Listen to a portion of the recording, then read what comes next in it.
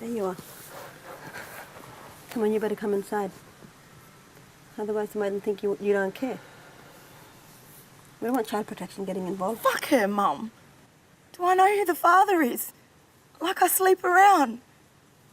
I look after my kids, Mum. I know you do. She got the question all wrong. But remember the last time you were pregnant? Let's get the baby checked out, see if it's okay. Come on, Kaylee.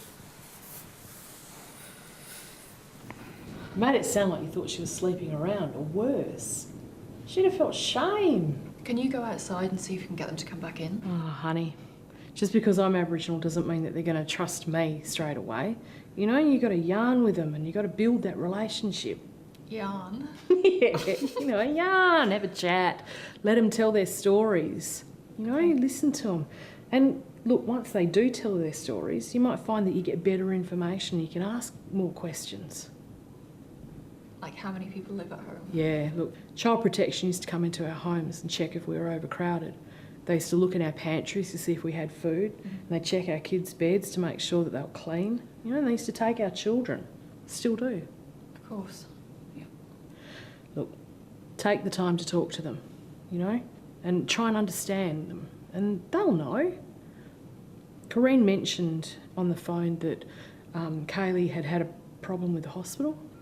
I think that it might be a bit of a starting point for us. You know, talk to them. And look, if you care about them, if you really care about them, then they'll know. Okay? Okay. All right. I'll go outside.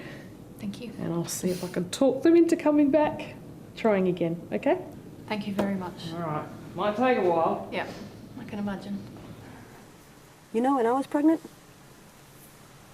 I wish I could have gone in earlier. Maybe Jace wouldn't have had so much problem. What do you mean? Well, with the food I ate, vitamin stuff, checking my blood pressure. We don't have to come into the hospital.